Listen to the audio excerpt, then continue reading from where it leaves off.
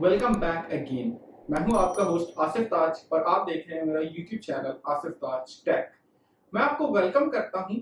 हम लोग प्रोवाइडर को स्टडी कर रहे थे, प्रोवाइडर स्टेट मैनेजमेंट को, और मैंने आपसे प्रॉमिस किया था कि प्रोवाइडर की इस सीरीज में मैं आपको सिखाऊंगा कि आप कैसे MVVM आर्किटेक्चर को यूज करते हुए फ्लटर में मोबाइल एप्लीकेशन बना सकते हैं। ठीक है, अब MVVM को हम क्यों यूज कर रहे हैं और ये तमाम चीजें मैं इस वीडियो के अंदर आपके साथ स्टेप बाय स्टेप डिस्कस करूंगा। बट बिफोर दैट कि मैं आपको सिखाऊं कि हमारा रोड मैप क्या है, मैं आपको आगे क्या सिखाऊंगा, उससे पहले मैं आपको ये डिस्क्लेमर देता चलूं कि इस तमाम वीडियो की इस सीरीज में, जो कि जिसके तकरीबन 12 पार्ट्स हैं, 11 पार्ट्स हैं, अगर आपने एक सेकंड भी इस वीडियो को स्किप किया या जितने भी वीडियोस हैं उनकी आपस में इस तरह से कनेक्टिविटी है कि अगर आपने 10 सेकंड्स के लिए भी वीडियो को स्किप किया तो to be really honest with you, आप लोग एरर में स्टक हो जाएंगे and those error you can not remove those error. ठीक है, अगर आप बिगिनर हैं, हाँ आप प्रोफेशनल हैं एंड आप लर्निंग के लिए वो वीडियो देख रहे हैं, obviously then you will somehow manage to fix those issues. ठीक है, ये था डिस्क्लेमर। अब हम आते हैं अपने रोड मैप के ऊपर। जैसा कि मैंने आपको प्रोवाइडर स्टेट मैनेजमेंट सिखाई थी एंड मैंने आपसे कहा था कि हम फ्लटर में MVVM आर्किटेक्चर को यूज करते हुए एक मोबाइल एप्लीकेशन बनाएंगे। सो उस एप्लीकेशन का तमाम कंटेंट मैंने रिकॉर्ड कर लिया है और ये जो इंट्रोडक्शन वीडियो है, ये जो रोड मैप वाली वीडियो है, ये मैं at the end of this course बना रहा हूँ। एंड इसको बनाने का एक मकसद ये है कि मैं आपको एक्सप्लेन कर सकूं कि कहाँ मैंने मिस्टेक्स की हैं और कहाँ आपने वो मिस्टेक्स नहीं करनी और किस तरह से ये सारी चीजें जो हैं, ये तमाम कॉन्सेप्ट जो हैं आपस में इंटरकनेक्टेड है। So first of all let's start. हम लोग स्टार्ट में अपनी इस फ्लटर आर्किटेक्चर को इंप्लीमेंट करते हुए अपना प्रोजेक्ट क्रिएट करेंगे। ठीक है, प्रोजेक्ट क्रिएट करने के बाद हम उसके अंदर तमाम अपनी डायरेक्टरीज क्रिएट करेंगे या फोल्डर क्रिएट करेंगे। ठीक है, उन तमाम फोल्डर्स में से सबसे पहले आपके नेटवर्किंग फोल्डर्स आ जाएगा या डेटा फोल्डर्स आ जाएगा। देन हम व्यू, जैसा कि नेम से जाहिर है, MVVM मॉडल व्यू मॉडल। ठीक है, देन हम अपने मॉडल्स के फोल्डर क्रिएट करेंगे। Then directories, views, utilities, components. Okay, इन तमाम स्टेप के ऊपर मैं स्टेप बाय स्टेप आपको एक्सप्लेन करता हूं कि व्हाट डज इट मींस। सबसे पहले हम ये देखेंगे कि हमारी ऐप के अंदर जितनी भी एक्सेप्शंस होंगी वो उनको हम किस तरह से हैंडल करेंगे। ठीक है, एज आई प्रॉमिस कि मैं आपको सिखाऊंगा कि आप किस तरह से फ्लटर MVVM आर्किटेक्चर को इंप्लीमेंट कर सकते हैं using REST APIs with provider. तो मैं आपको स्टार्ट में बताता चलूं कि हम एक एप्लीकेशन बनाएंगे जिसमें हम APIs को इंटीग्रेट करेंगे। ठीक है, वो APIs कौन सी हैं? आपके पास लॉगिन API होगी, आपके पास साइन अप API होगी, देन आप यूजर का सेशन मैनेज करेंगे। सो फॉर एग्जांपल अगर यूजर लॉगिन हो गया तो आपने उसके सेशन को किस तरह से एफिशिएंटली मैनेज करना है using shared preferences. And then आप ये मैनेज करेंगे कि अगर यूजर ऑलरेडी लॉगिन है तो आप उसको किस तरह से डील करेंगे, अगर वो ऑलरेडी लॉगिन नहीं है, आपने उसे साइन अप करवाना है तो आप उसको किस तरह से डील करेंगे। देन हम ये देखेंगे, जिस तरह के मैंने आपको कहा कि हम APIs को यूज करेंगे, तो APIs के लिए सबसे पहले हम स्टार्ट लेंगे वो हमने APIs के एक्सेप्शंस के साथ लेना है। ठीक है, अब APIs की एक्सेप्शंस क्या हो सकती हैं? फॉर एग्जांपल API की एक्सेप्शंस ये हो सकती हैं, हम उसके लिए डायनामिक क्लास क्रिएट करेंगे। ठीक है, अब APIs की एक्सेप्शंस ये हो सकती हैं कि फॉर एग्जांपल आपने API का URL या एंड पॉइंट जो आपने गलत बाय मिस्टेक आपसे ऐसा एंड पॉइंट भेज दिया जो कि सर्वर के ऊपर एग्जिस्ट ही नहीं करता, या कुछ रिस्पॉन्सेस आते हैं सर्वर की तरफ से, आपने उनको किस तरह से मैनेज करना है। ठीक है, तो उसके लिए हम जेनेरिक सॉलिड प्रिंसिपल्स को इंप्लीमेंट करते हुए एक क्लास डिफाइन करेंगे जिसका सिंपल फंक्शन होगा, एक फंक्शन होगा, एंड अगर फ्यूचर में उसके अंदर और चीजें आती हैं तो वो मॉडिफाइबल होगी। ठीक है, एक्सेप्शंस को हमने हैंडल कर लिया फर्स्ट वीडियो में। सेकंड वीडियो में हम आएंगे नेटवर्क की तरफ। ठीक है, अब नेटवर्क की तरफ जब हम आएंगे तो मैं आपको यहाँ ऑलरेडी एक्सप्लेन करता चलूं कि नेटवर्क में हम इस तरह से खेलेंगे कि फॉर एग्जांपल आपके पास 3 टाइप्स के रिजल्ट होते हैं एक API को जब आप हिट करते हैं। ठीक है, अब APIs क्या होती हैं, APIs को किस तरह से इंटीग्रेट कर सकते हैं, वो तो मैं आपको इस सीरीज के अंदर ऑब्वियसली सिखाऊंगा, लेकिन अगर आप बिगिनर हैं प्लीज आप ये इस सीरीज को आप फॉर द टाइम बिंग आप इस सीरीज को स्किप कर ले एंड आप जाके मेरी वो वाली प्लेलिस्ट देखें जहां पर मैंने आपको APIs इंटीग्रेट करना सिखाई है। ठीक है, अगर आप APIs इंटीग्रेट कर नहीं पाते तो ऑब्वियसली आप इस स्ट्रक्चर को भी अंडरस्टैंड नहीं कर पाएंगे। But coming back to the point, कि एपीआई के 3 टाइप की रिजल्ट हो सकते हैं। आप एक एपीआई को हिट करते हैं, ठीक है, तो आप सर्वर के ऊपर रिक्वेस्ट भेजते हैं और सर्वर आपको उसके अगेंस्ट एक रिस्पांस देता है, ठीक है। सो ये जो टाइम होता है जब आप रिक्वेस्ट भेजते हैं, आप वेट करते हैं कि आपकी रिक्वेस्ट का रिस्पांस सर्वर से आ जाए। तो ये जो रिस्पांस के बीच में जो आप वेट करते हैं, इसको हम कहते हैं लोडिंग, ठीक है। तो हमने यूजर को फ्रंट एंड के ऊपर कुछ शो करवाना है कि आपकी रिक्वेस्ट सेंड हो चुकी है। देन हमने, अगर हमारे पास सेकंड ये है कि रिजल्ट सक्सेसफुल आ जाता है, तो फिर हम डेटा को किस तरह से शो करेंगे, ठीक है।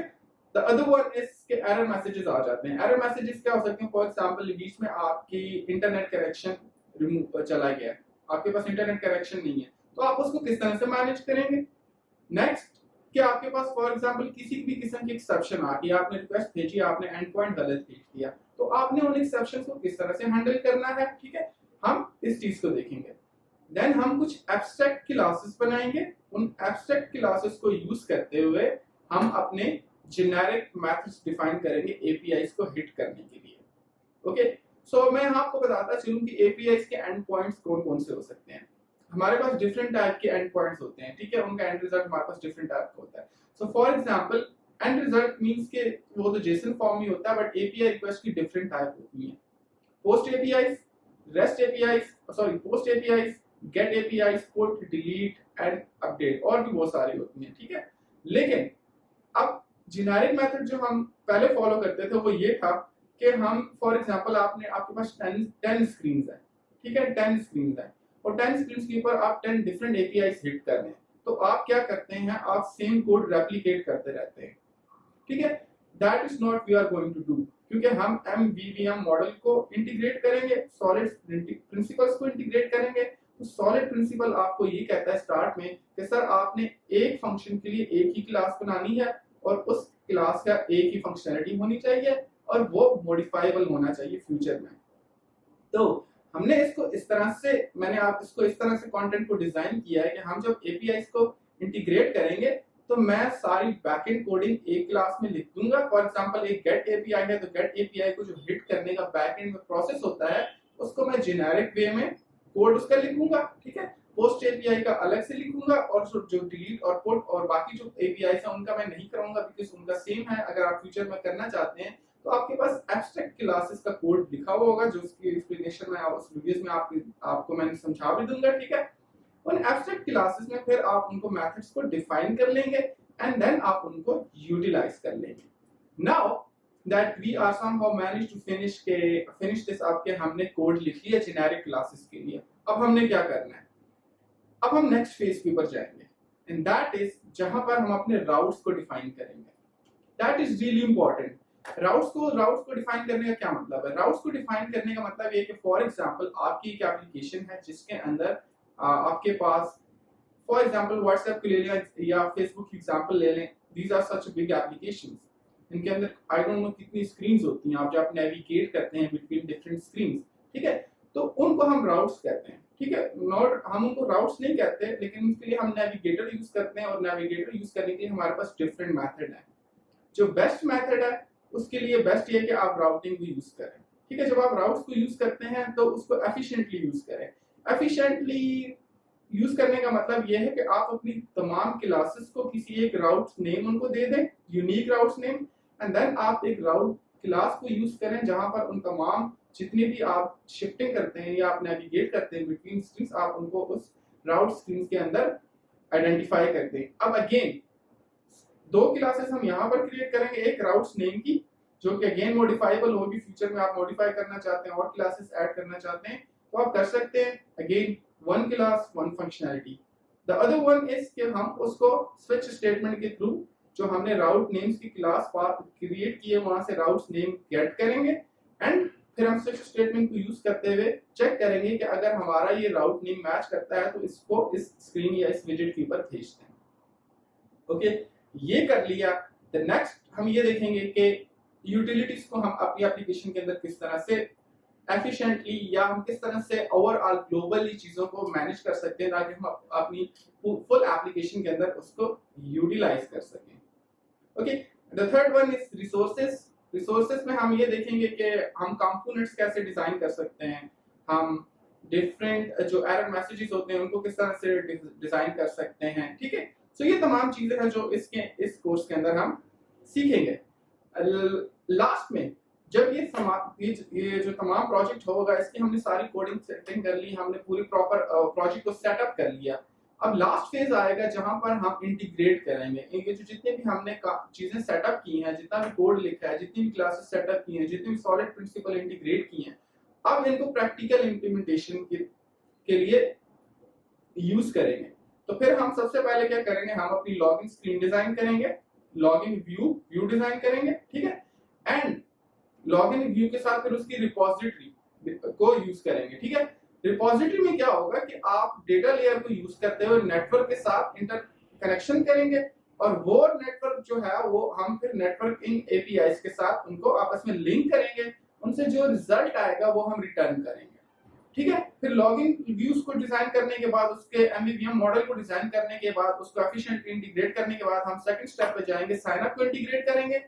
साइन अप को इंटीग्रेट करने के बाद फिर हमारे पास लास्ट स्टेप आएगा जहां पर हम इसके बीच में एक और स्टेप आएगा, वो होगा कि हम यूजर का सेशन किस तरह मैनेज करेंगे। सेशन को मैनेज करने के बाद हम जाएंगे, यूजर जब लॉगिन हो जाएगा उसका सेशन मैनेज कर लेंगे, फिर हम एक गेट एपीआई की एग्जांपल करेंगे जिसमें मैं आपको सिखाऊंगा कि आप किस तरह से एमवीवीएम आर्किटेक्चर को यूज करते हुए गेट एपीआई को विद प्रोवाइडर आप किस तरह से यूटिलाइज कर सकते हैं, ठीक है। सो ये बेसिकली हमारा जो इस पूरे कोर्स का जो मतलब है, जिस मकसद है या जो अंडरस्टैंडिंग है वो ये है कि मैं आपको सिखाऊं कि आप किस तरह से क्लीन कोड लिख सकते हैं, ठीक है। जो बड़ी बड़ी एप्लीकेशन है उसके अंदर आर्किटेक्चर को किस तरह से फॉलो किया जाता है, एंड मैं आपको प्रैक्टिकल एग्जांपल के थ्रू सिखाऊंगा कि उन आर्किटेक्चर का आपको बेनिफिट क्या होता है, एंड आप फ्यूचर में आपको उन आर्किटेक्चर को इतना इजीली किस तरह मॉडिफाई कर सकते हैं। सो ये जो सीरीज है it's all about this, writing clean code with MVVM architecture, implementing with provider, and अपनी क्लासेस को इस तरह से लिखेंगे कि वो इजीली मॉडिफाइबल हो, ठीक है। अगेन जैसा मैंने आपको डिस्क्लेमर स्टार्ट में दे दिया था, अगर आपने 10 सेकंड के लिए भी वीडियो को स्किप किया शुरू के 5 या 6 पार्ट, तो यू गाइस विल स्टक, आप आगे नहीं जा पाएंगे, आपको कुछ समझ नहीं आएगी। लेकिन अगर आप बिगिनर हैं ऑब्वियसली, तो फिर आप आगे फॉरवर्ड कर सकते हैं एंड आप आगे जाके सीख सकते हैं, ठीक है। सो आई होप कि मैंने आपको काफी चीजें समझा दी होंगी, एक्सप्लेन कर दी हैं, क्या क्या हम सीखेंगे, किस तरह से सीखेंगे, ये तमाम चीजें मैंने आपको एक्सप्लेन कर दी हैं। एंड या thank you so much for watching this video. अगर आपकी वीडियो पसंद आई है तो अपने दोस्तों के साथ शेयर करें, मेरे चैनल को सब्सक्राइब करें, and thank you so much for watching this. I will see you in the next video. By the way, you can join my Facebook community जहां पर मैं लाइव आता हूं और आपके क्वेश्चंस को आंसर करता हूं। So thank you so much, bye bye.